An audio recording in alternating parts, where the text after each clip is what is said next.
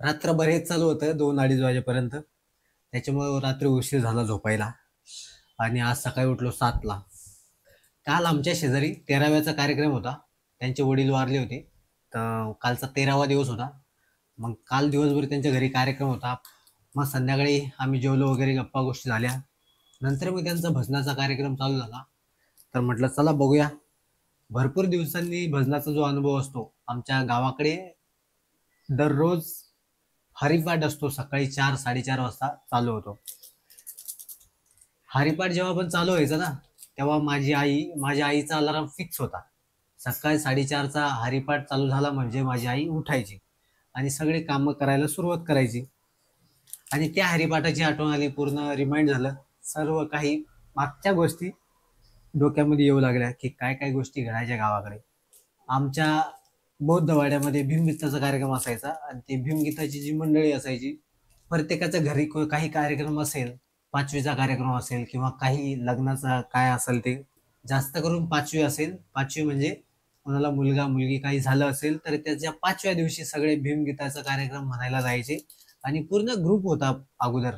ते जे कल्चर होतं ना जुनं, पण सगळं संपलं. आता कोणी नाही म्हणत आणि बोलत. नंतर त्यावेळेस विमलाई असायची, गंगा काका, राजू दादा हे फिक्स असायचे.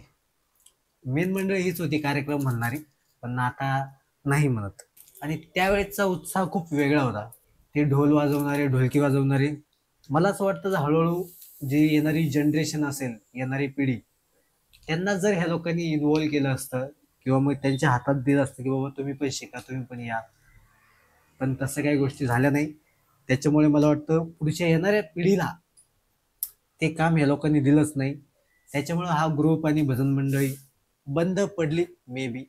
जर पुढे येणारी जनरेशन ह्या लोकांनी इन्व्हॉल्व करून घेतले असते की या तुम्ही पण या, बसा, आमच्या नंतर तुम्हीच आहे, तर कदाचित आजही चालू असतं. पण हरकत नाही, तसं काही झालं नाही. जिंदगी है सफर है सुहाना, क्या हो किसने जाना. आज खूप उशीर झाला यार जिमला. 8 वाजले. आता जिमला जायचं मग यायचं कधी, त्याच्यामुळे कंटाळा येतो.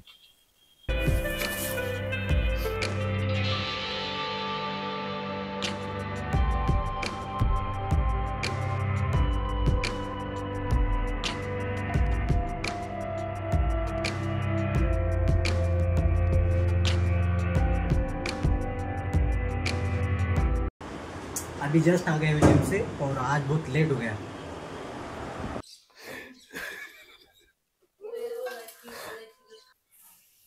त्याला घरचा असू द्या का बाहेरचा असू द्या, माझ्यामुळं म्हणलं का दुसऱ्याला ना सहनच होत नाही. ते कोणी असू द्या, माझ्यामुळं किंवा तू तुझ्यामुळं. त्याला जर म्हणलं माझ्यामुळं ती गोष्ट ती झाली तुझ्याकडून, ती गोष्ट तू केली, किंवा माझ्यामुळे हे काम झालं, ते काम झालं, लाईफमध्ये माणूस पुढे गेला, तर साला ते कोणाला सहन होत नाही. ते म्हणतात नाही मी काय कमी होतो का, हा मी काय कमी होतो. काय फरक पडतो समोरच्याला जर थोडंसं क्रेडिट दिलं तर, आणि बोललं तर झालं काय. हा, लय दुनिया बेकार भाई, लय दुनिया. मी आत्ताच बायकोला म्हणलं हे काम तू मायामुळं झालं बरं का. ती म्हणते हा मायामुळं, मी काय कमी आहे का. घरचं माणूस असं म्हणतं, तो विचार करा बाहेरच्याकडून काय अपेक्षा ठेवायची माणसाने. त्याच्यामुळे ना काही कर्म करा तुम्ही, पण क्रेडिट त्यालाच द्या समोरच्याला. मी व्हिडिओ तो रेकॉर्ड केला, नंतर मी ऐकला हा शब्द, माह्यामुळं आणि तोह्यामुळं, हा शब्द आमची गावची भाषा आहे. हा मयामुळं म्हणजे माझ्यामुळं आणि तोह्यामुळं म्हणजे तुझ्यामुळे. मव आणि तव, मव तव हा मराठवाड्याचा शब्द आहे. माझा तुझा हा मुंबईचा शब्द आहे. जो शुद्ध मराठीमध्ये बोलतात माझा आणि तुझा. हा तुझा आहे, हे माझा आहे. आणि विदर्भमध्ये गेलं की मपलं तुपलं, मले तुले. प्रत्येक जिल्ह्यामध्ये भाषा थोडीशी वेगवेगळी असते. दांगुडा, अजून काय ते काहून, काहून हे काहून आणलं तू, हे काहून, काहून. असे भरपूर सारे शब्द आहे जे गावाकडे आम्ही यूज करतो आणि आज घरी पण तेच यूज करतो.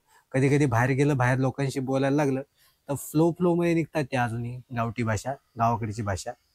जिबीला वळण लागले. मव तव काहून. अरे गेला नाही का तू इकडं, हा नाही गेला का, चल की, चल की म्हणलं की ही कोल्हापूरची भाषा आहे ती, आमच्याकडची नाही.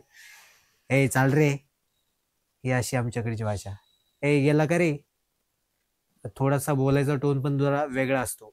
आणि इकडची भाषा म्हणजे एकदम प्रोफेशनल.